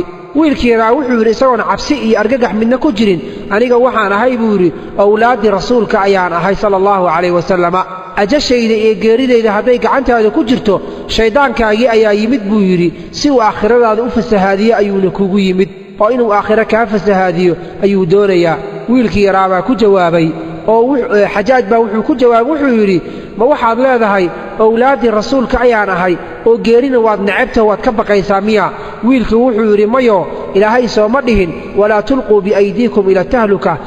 gacmihiinna halaagka isku gelinina ilaahay sooma dhihin xajaaj wuxuu yidhi yaa ku dhala wiil yahow ii sheeg wuxuu u raadinayaa hadallo inuu wiilka wax un ku daayo markaasuu wuxuu yidhi yaa ku dhala wiil yahow wiilkii yaraa wuxuu ku jawaabay hooyo iyo aabbo ayaa i dhalay hooyo iyo aabbo unbaa i dhalay xajaaj wuxuu ku yidhi xaggeed ka timid wiilkii yaraa wuxuu yidhi dhulkan ballaaran oo ilaahay abuuray meel ka mid ah ayaan ka imid xajaaj wuxuu yidhi waxaad ii sheegtaa wiil yahow carab yaa u karaamo badan carabta reerka ugu deeqsinimo badan ee wax bixinta badan yaa weeye wiilkii yaraa wuxuu yidhi banuu tayi qabiil la yidhaahdo ayaa carab ugu deeqsinimo badan xajaaj wuxuu yidhi maxay deeqsinnimadaa banuu tayi iyo karaamadaa ku gaareen wiilkii yaraa wuxuu yidhi waxaa ka dhashay xaatimul asam ninka la yidhaahdo ayaa ka dhashay xajaaj wuxuu yidhi carab yaa u sharaf badan haddaba qabaa'ilkii buu soo tirinayaa carab yaa u sharaf badan wiilkii yaraa wuxuu yidhi banuu mudar baa u sharaf badan qabiilka banuu mudar la yidhaahdo ayaa u sharaf badan xajaaj wuxuu yidhi maxay sharafta ku gaareen wiilkii yaraa wuxuu yidhi nebi moxamed sala allahu calayh wasalama ayaa ka dhashay qabiilkaa isaga ah xajaaj wuxuu yidhi carab yaa u geesinimo badan qabiilka carab ugu geesinimo badan ii sheeg wiilkeeraa wuxuu yidhi banuu haashim baa u geesinimo badan waa jilibkii nebiga uu ka dhashay sababtoo wuxuu yidhi banuu haashim geesinimo waxay ku gaareen cali bin abi aalib baa ka dhashay xajaaj wuxuu yidhi carab yaa u nijaasaysan qabiil ahaan qabiilka ugu nijaasaysan uguna bakhaylsan uguna khayr daran waa qabiilkee wiilkeeraa wuxuu yidhi banuu haqiif qabiilka yidhaha reer bani haqiif ayaa ugu nijaasaysan oo ugu bakhaylsan ugu khayr daran sababtoo ah adigan xajaaj ayaa ka dhashay buu yidhi xadiidka nebigana wuxuu noo tilmaamay reer banu haqiif waxaa ka soo bixi doona namruud baa ka soo bixi doona iyo beenaalayaal beenaaluhuna musaylime ayuu ahaa oo nebinimo sheegtay nabruudkuna waa adiga ayuu yidhi oo dadka iska baabi'inaya xaqooda iyo dhiiggooda iska baabi'inayo xajaaj intuu caroodo aad u xanaaqay buu wuxuu yidhi madaxa ka gooya dadkii meesha fadhiya waxay yidhaahdeen wiilku wuu yaryahee iska daa xajaaj intuu caradii xoogaa isu yara dejiyey ayuu wuxuu ku yidhi geelaagii geesaha lahaa xaggeed kaga soo tagtay geelii geesaha lahaa ee aad raacaysa wiilyow xaggeed kaga soo tagtay wiilkii yaraa wuxuu yidhi waxaan kaga soo tagay buu yidhi geelii geesaha lahaa waxaan kaga soo tegey isagoo daaqaya geedka la yidhahdo suwaan caleemihiisa waa geedan caleemo dhallo qodxo keliya leh ayuu u tilmaamaya wuxuu leeyahay geedka suwaan caleemihiisa isagoo daaqaya ayaan ka soo tegey xajaaj intuu qayliyeybu wuxuu yidhi waryaa waxyahu caqliga aan lahayn maskaxdiisuna ay maqan tahay geedka suwaan miyaa caleemo leh geedka suwaan miyaa caleemo leh wiilkii yaraa wuxuu yidhi xaggeed ku aragtay geel geesa le adna waa adiga i weydiinaya geelaayo geesaha lahaa xaggeed kaga soo tagtay geel geesa le xaggeed ku aragtay markaad geedka caleenta aan layn caleen u diidaysid xajaaj wuxuu yidhi wiilyahow qur-aanka ma xafiday wiilyahow qur-aanka ma xafiday wiilkii yaraa wuxuu yidhi qur-aanka miyaa iga cararaya markaan xafidayo ma isagaa iga baxsanayo markaan xafidayo xajaaj wuxuu yidhi qur-aanka ma kulmisay oo ma uruurisay wiilkii yaraa wuxuu yidhi markaan uruurinayo qur-aanka miyaa kala daadsanaa qur-aanka miyaa kala daadsanaa markaan uruurinayo xajaaj wuxuu yidhi ima fahmin su'aashayda miyaa wiilkii wuxuu ku yidhi waxaad i tidhaahdaa buu yidhi aad i weyddiisaa qur-aanka ma akhrisay mana fahantay idheh buu yidhi sidaa su'aasha ii weydii xajaaj wuxuu yidhi waxaad ii sheegtaa qur-aanka aayadda ugu weyn bal ii sheeg waxaadna ii sheegtaa qur-aanka aayadda ugu xukunka dheer xukunka markii la yidhahdo qur-aanka aayadda ugu xukunsan ii sheeg qur-aanka aayadda ugu cadaaladda badan ii sheeg qur-aanka aayadda markii la akhriyo ugu cabsida badan ii sheeg qur-aanka aayadda markii la akhriyo ugu rajada badan qofka bini'aadamka rajada gelisa ii sheeg waxaad ii sheegtaa aayad qur'aan ah oo 10 calaamadoodoo cadcad ilaahay calaamadaha lagu garanayo ay ku jiraan ii sheeg waxaad ii sheegtaa aayad ay ku jirto been ay sheegeen ilmo nebi uu dhalay iyo aayad ay ku jirto run ay sheegeen yahuudda iyo kirishtaanka iyo waxaad ii sheegtaa aayad ilaahay hadalkiisa uu ku jiro isaga uu isaga hadlay waxaad ii sheegtaa aayad malaa'igta hadalkeeda ay ku jirto waxaad ii sheegtaa aayad hadalka ahlu jannaha uu ku jiro waxaad ii sheegtaa aayad hadalka ahlu naarkana ay ku jiro waxaad ii sheegtaa aayad ibliis hadalkiisa lagu sheegay wiilkii yaraa wuxuu yidhi dhegayso wuxuu yidhi aayadda ugu weyn ee qur-aanka ku jirto waa aayatulkursi aayadda qur-aanka ugu xukunsanna إن الله يأمر بالعدل والإحسان وإيتاء ذي القربى وينهى عن الفحشاء والمنكر والبغي aayadda qur-aanka marka la akhriyo ugu cadaaladda badan waa فمن يعمل مثقال ذرة خيرا يره ومن يعمل مثقال ذرة شرا يره oo cadaaladda ayay tilmaanto qof walba wuxuu ula yimaado unbaa loo miisayaa aayadda wuxuu yidhi qur-aanka ugu cabsida badan waa aayadda ilaahay uu ku sheegay أيطمع كل امرئ منهم أن يدخل جنة نعيم ayatamacu ma wuxuu rajaynayaa kullu mri'in qof walboo idinka mida oo minhum gaala ka mida an yudkhala jannata naciim qof walboo gaal adduunka joogo ma inuu janno iska gala ayuu doonayaa aayadda ayada ah ayaa aayadda ugu damaca wanaagsan ah wuxuu yidhi aayadda ugu rajada badan ruuxa markii uu rajo uu doonayana inuu akhriyo laga rabo waxay tahay aayadda ilaahay قل وقل يا عبادي الذين أسرفوا على أنفسهم لا تقنطوا من رحمة الله إن الله يغفر الذنوب جميعا إنه هو الغفور الرحيم oo adoomadayda xadka gudbay waxaad u sheegtaa inaysan ka quusanin naxariistayda ilaahay dambiyada oo dhan wuu dhaafaa aayad ay ku jirto 10 calaamadood oo lagu garanayo calaamadaha ilaahay lagu garanayo waxa weeye buu yiri إن في خلق السماوات والأرض واختلاف الليل والنهار لآيات لأولي الألباب oo micnaheedu ay tahay samaawaadka 7 iyo 7 dhul waxa ku jirta iyo habeenka isbedbedelkooda iyo maalinka aayada ilaahay lagu garanayo oo waxa uu sheegay 7 cir iyo hal dhul oo 8 iyo habeenkii iyo maalinkii 10 kaga dhigay ayaa lagu sheegay quraanka wuxuu yiri aayada ay ku jirto baan ilmo nabi ay sheegaan waa aayadii nabi ilaahi yuusuf walaalihiisi markii ay ceelka intay ku rideen aabahood aadeen ay u sheegeen inuu dhuwa cunay وجاءوا على قميصه بدم كذب قال بل سولت لكم أنفسكم أمرا فصبر جميل والله المستعان على ما تصفون waxay la yimaadeen qamiiskii nabi yuusuf dhiig been ayagoo ku soo shubay waxay ahaayeen waa ilmihii nabi yuusuf la dhashay been bay sheegeen jannada ayayna galeen sida ayuu leeyahay aayadda ay yahuudda iyo kiristaanku runta ku sheegeenna waa aayadda ilaahay uu leeyahay وقالت اليهود ليست النصارى على شيء وقالت النصارى ليست اليهود على شيء وهم يتلون الكتاب kiristaanku waxay dhaheen yahuud wax diina ma haystaan yahuuduna waxay yiraahdeen kiristaanku waxba diina ma haysto run bay sheegeen oo diin ma haystaan haddana naar bay galeen buu yiri aayadda ilaahay uu nafsadiisa xaqiisa uu ka hadlayna waxay tahay wama khalaqatul jinna wal insa illa liya'budun jin iyo insi uma abuurin inay caabudaan mooye waa xaqa ilaahay subxaanahu wa ta'ala uu leeyahay ay aayadda tilmaantay aayadda ku jirta hadalka nabiyada waxay tahay wama kana lana أن نأتيكم بسلطان إلا بإذن الله وعلى الله فليتوكل المؤمنون معها إنان إذن لا إنما نحجعد إنان إذن كأنه إلهي إذن كيسمويه إذن ما كيني كرنو آيات أي كجرت هذا الكملائكة وحيتهي قالوا سبحانك لا علم لنا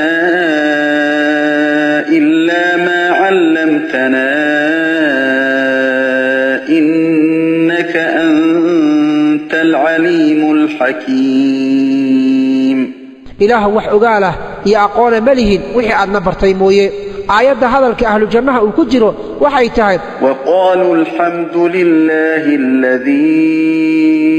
أذهب عنا الحزن إن ربنا لغفور شكور إلهي بقى مهد اسكاله تيرايدي يمرغدي نارتا ان كبقيني عذابكنا بدباديه ونغا بدباديي إلهي قاسي ربي قناقي إنان كل شكرنا أيو مذيهي آيات أهل النار كهذا الكود أي كجرت وحيتهي ربنا أخرجنا منها فإن عدنا فإنا ظالمون إله نارت إنك سار حدان أولابنو فإنا ظالمون مردن بحدان دنبغا أو كلا كلابنو أنك أيا ظلمي بدن سيدا أيا يمحوها كعلا عليان آيات هذا الكإبليس وكجر إلهينا قرآنك وكشا وحيتاي قال أنا خير منه خلقتني من نار وخلقته من طين أنيقا أياك خير بدن آدم oo naar baad iga abuurtay aadamna dhooba ayaad ka abuurtay sida iyada ayuu sheegay xajaaj wiilkii markuu intii dhameeyay buu su'aal weydiiyay wuxuu yiri waxaad ii sheegtaa qof laga abuuray hawada iyo qof lagu badbaadiyay hawo iyo qof hawo lagu dilay wiilkii yaraa wuxuu yidhi ruuxa hawada laga abuuray waa nebi ciise calayhi salaam oo neef baa laga abuuray ruuxa hawada lagu badbaadiyeyna waa nebi sulaymaan oo dabayl iyo waxbaa u shaqayn jiro uu ku badbaadi jiray ruuxa hawada lagu dilayna qolada hawada lagu baabi'iyeyna waa qowmu caado waxaa lagu dilay iyaguna hawadii iyo dabayshii baa lagu halaagay xajaaj wuxuu yidhi waxaad ii sheegtaa ruux laga abuuray geed naf geed laga abuuray iyo ruux geed lagu dilay iyo ruux geed lagu badbaadiyey intuba ii sheeg wiilkii yaraa wuxuu yidhi waxaa geed laga sameeyo naf ahoo geed laga abuuray ushii nebi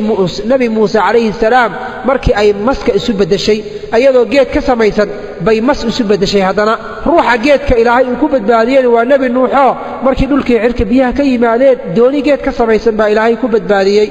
ruuxa geedka lagu dilayna waa nebi zakariya oo dadkiisu ay ku dileen xajaaj wuxuu yidhi waxaad ii sheegtaa ruux biyo laga abuuray ruux biyo lagu badbaadiyey dhexdooda iyo ruux biyo lagu halaagay wuxuu yidhi wiilkii yaraa waxaa biyo laga abuuray aadam calayhi salaam waxaa biyo lagu badbaadiyey nebi muuse oo baddi ka gudbay waxaa biyaha lagu dilayna fircawn iyo qowmkiisa xajaaj wuxuu yidhi waxaad ii sheegtaa wax qof naarta laga abuuray iyo qof naar laga badbaadiyey wiilku wuxuu yidhi naar waxaa laga abuuray ibliis naarna waxaa laga badbaadiyey nebi ibraahim markii lagu riday godkii dabka ahaa xajaaj wuxuu yidhi marka wiilkii yaraa buu su'aal kale weyddiiyo waxa uu yidhi waxaad ii sheegtaa buu yidhi webiyada jannada iyo tiradooda ii sheeg wiilkii yaraa wuxuu yidhi webiyada jannada mara aad bay u fara badan yihiin oo tiradooda ilaahay subxaanahu wa tacaala unbaa garan kara soo ilaahay ma dhihin buu yidhi مثل الجنة التي وعد المتقون فيها أنهار من ماء غير آسن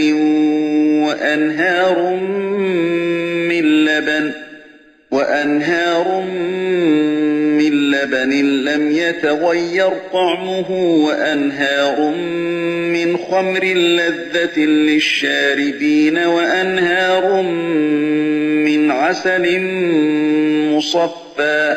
ilaahay sooma dhihin jannada waxaa ku jiro webiyaal biyo aan isbeddelaynin webiyaal caana aan dhadhankoodu beddelmaynin iyo waxaa ku jiro webiyaal khamri oo qofka caba qolada cabta ay dhadhansanayso iyo webiyaal malab ahoo saafiyaal ah ayaa ku jira soo ilaahay subxaanahu wa tacaala ma uusan dhihin markaasuu wiilkii yaraa wuxuu yidhi dhammaantood buu yidhi webiyaasha aad arkayso hal meel bay ka soo wada burqadaan iyagoo caano iyo biyo iyo khamri iyo muxuu ahaa malab isla ah bay haddana hal meel ka soo burqadaan iskumana darsamaan buu yidhiyo biyihii iyo caanihii baa istaabta lama dhahayo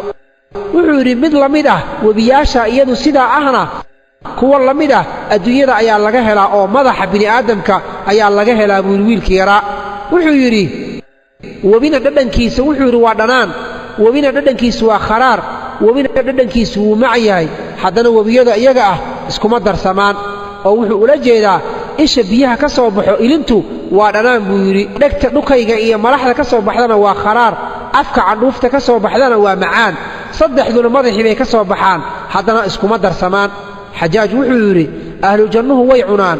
way cabbaan mana saxaroodaan ee wax la mid ah ahlu jannaha ma laga helaa adduunyada ruux intuu cuno cabo aan saxaroon wiilkii yaraa wuxuu yidhi haa waa uurku jidhka caloosha hooyada ku jiro ubadka yar waxbuu cunaa waxbuuna cabaa mana haddana caloosha hooyada ku dhex saxaroonayo xajaaj wuxuu yidhi waxaad sheegtaa buu yidhi dhiiggii ugu horreeyo adduunyada ku dhibcay markii ilaahay uu aadam iyo abuurayba dhiigga ugu horreeyo dhulka ku dhibcay ma sheegi kartaa markaas wiilkii wuxuu yidhi haa waa dhiiggii xaawo ka yimid xaydka ahaa caadadii kaa ayaa ugu horreeyey wax dhiig ah oo dhulka ku dhibca xajaaj wuxuu yidhi waxaad ii sheegtaa caqliga bal wax iiga sheeg iimaankana wax iiga sheeg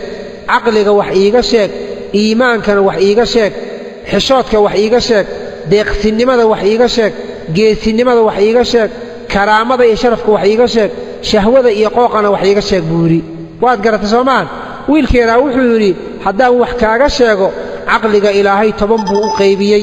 9 ragga ayuu siiyey halna dumarka ayuu siiyey iimaanka ilaahay 10 buu u qaybiyey 9 reer yaman baa la siiyey halna adduunka kalaa loo qaybiyey xishoodka ilaahay wuxuu u qaybiyey 10